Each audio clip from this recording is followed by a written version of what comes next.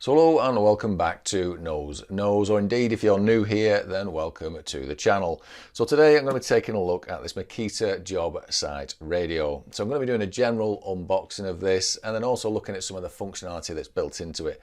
I mean, Makita label this as a job site radio, which if you're in the trade you'll probably see these knocking around all over the place. We usually use them sort of outside and stuff like that because they do have an IP rating.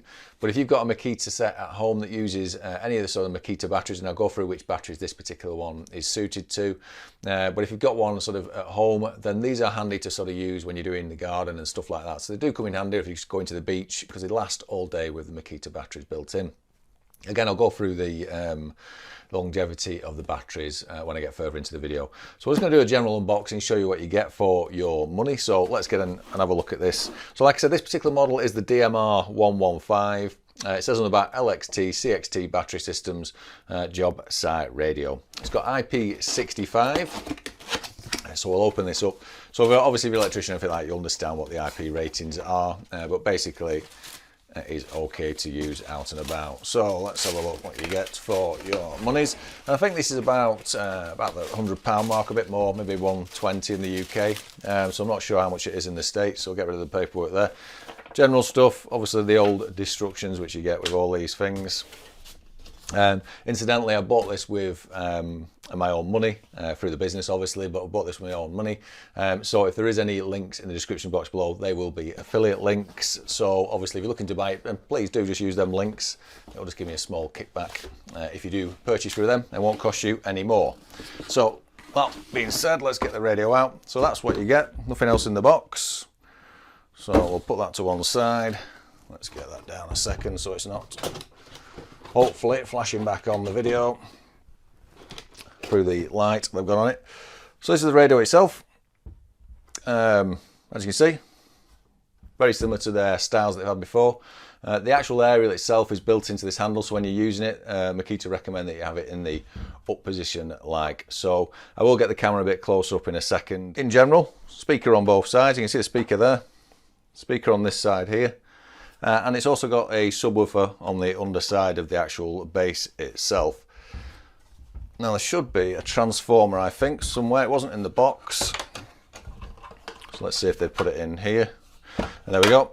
So yeah, so it comes with a separate transformer. So you don't necessarily have to use the battery system, which you can see there if I just hold this to the camera. You don't necessarily have to use that battery system, but let's have a look. Now obviously we take transformers out. Now I don't think that will fit in with a battery in as well. Doesn't look like it will. And this annoys me when they do these transformers. I know why they do it. They put these transformers on like this. So if the transformer does blow or you lose it, you can just replace the transformer. So it's good if they have a fault, so you're not replacing transformers in the actual radio itself. But who takes them to site? I mean, if you're working on a site somewhere, there's no chance that you're going to be carrying. Why don't they just use a standard figure of 8, the small cables that everything uses? I just don't get this, especially for a job site radio. There's no chance. If you lose it and you want radio out on site, you can't ask the customer, have you got an extension lead I can plug in there because it's on this transformer. So anyway, that'll probably get lost with all the other transformers in my office. So pull that to one side. But like I say, you've got the two batteries there, and I will get the close up and I'll just put it up at the camera so you can see what's going on, so you can see it in a bit better detail, and then we'll look at the front functionality and what it does. Okay, so here we have the radio itself. So we'll go through the general spec of the machine. So you can see on the front here, I've not got the battery plugged in yet, we'll do in a second. You've got the power button here, band advanced info, obviously it's telling it's got Bluetooth. You've got some presets on the radio. You've got two more buttons on the front here. You've got an auto tune button. You see as I push that, and you've also got a select, I think that's for your inputs, but we'll have a look in a second when we get it plugged in. Clicky button in the middle, your volume up and down on the front here. So you've got on the actual there, it says volume and push tuning select. So I'm presuming when you push it, you can select the different bands and radio stations you've got tuned in. You've got a USB 5 volt 2.4 amp charger on the front. Now I believe you can't play music for this, it's just for charging anything up on site. So obviously if you've got no charge left in your mobile phone, you can plug it in here to charge it up. You've also got an auxiliary in. Now you can obviously feed in there, so if you've got an output on your phone or an MP3 player or something like that, you can plug it into that one. And both of them are covered with these waterproof little flaps on the front. On the underside, like I said earlier, you've got the subwoofer under this grill here. And then on the side with this speaker, under this mesh, you've got the 12 volt DC in. Again, underneath a little rubber grommet just to keep it sealed up. Rear of the unit, I'll just keep my finger, it's obviously got the model number DMR115 on it. I'll just keep covering the serial number. And cross it over to the other side. We've got another speaker on this side. And again, the usual stuff, Bluetooth and DAB+. And like I said on the intro there, you've got the handle, which pushes up and down like so, which has the aerial built in. And I think there's a symbol on the side just to remind you somewhere that it is an aerial. Or just on the top of the actual handle, I don't know if you can see that. But the aerial's built into the handle, so it's best to have that in the up position when playing this back. So let's have a look on the rear of the unit of this handle on the top, which clicks off, as you can see, like so, and then hooks underneath. So it goes on that position like that, and then goes down, clicks in, and opens up like so. Look at the back of the unit. We've then got the actual battery terminals. So you've got the top one here, which is 12 volt max, and then you've got the yellow one here, which is 14.4 to 18 volt. And obviously this is the style of battery with a yellow plug, which I've got here, which I'll plug in a second. I just wanted to show you this micro USB, which is just here on the left hand side. That is purely to be used for when updating the firmware from Makita, if there ever is one.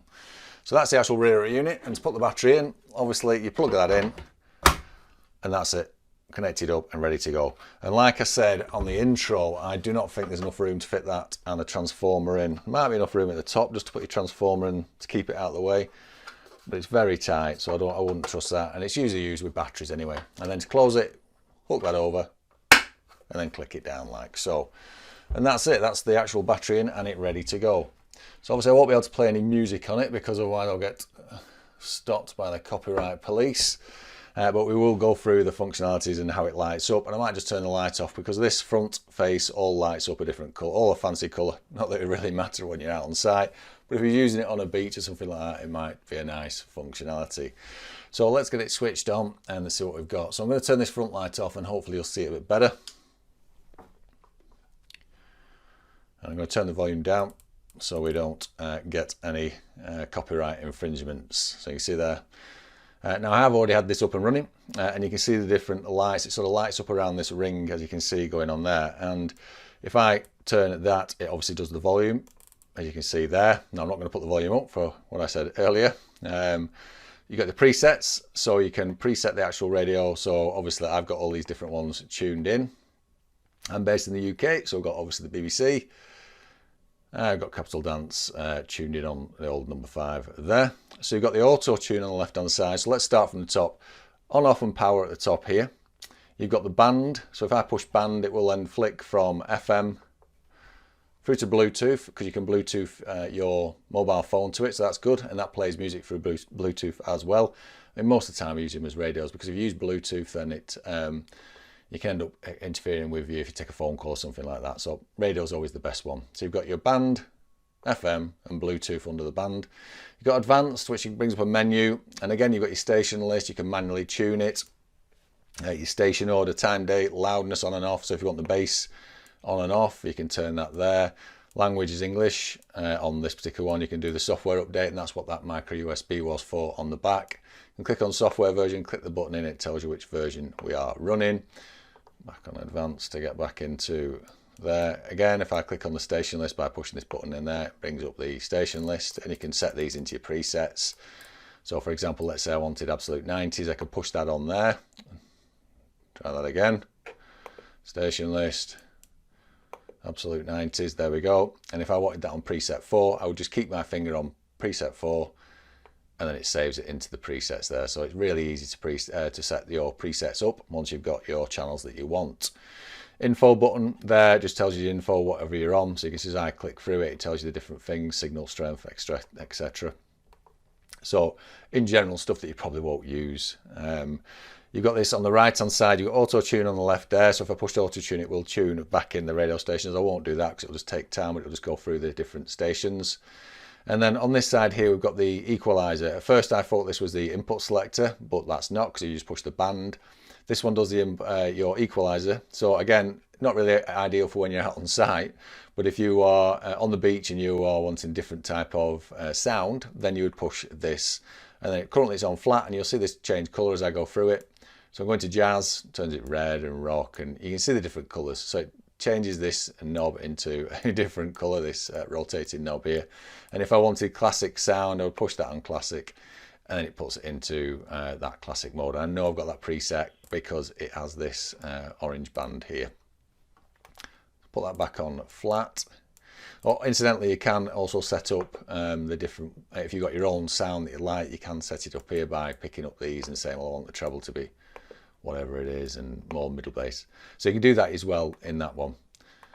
So let me just put it back onto flat, and it turns back into the blue or white. So that's about it. That's about the functionality on the front. Auto tune on the left, equalizer on the right. Use this main dial here to turn the volume up and down. You can click in the button to rotate and then turn it left and right and pick which one you want. So maybe you want, I don't know, one of these different stations out of here, BBC Radio 3. Click the button in and then it picks that station. And as long as there's a good enough signal and your aerial's up, you do have the actual sound here. So it's telling you there it's in stereo, and it's saying the signal strength is 4 bars. So in conclusion, what do I think of the Makita DMR115 digital radio? I think this is a really good radio. I think the bass is really good, especially if you are in a larger environment or working outdoors.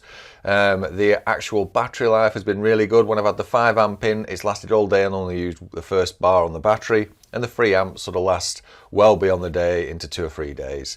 So obviously that's on just a standard 8-hour working day. The digital audio, digital radio might be a bit of an issue if you're in a sort of poor reception area, but because the aerial is built into this handle at the top, then it doesn't really come an issue for me. So that's it, that's my review of the Makita DMR115. I really hope you liked the video. If you did, please do hit the old thumbs up. Please also subscribe to my channel. That's how it continues to grow. And hopefully I'll see you in the next video. And thanks again for watching my review of the Makita DMR115 Dab Plus Radio.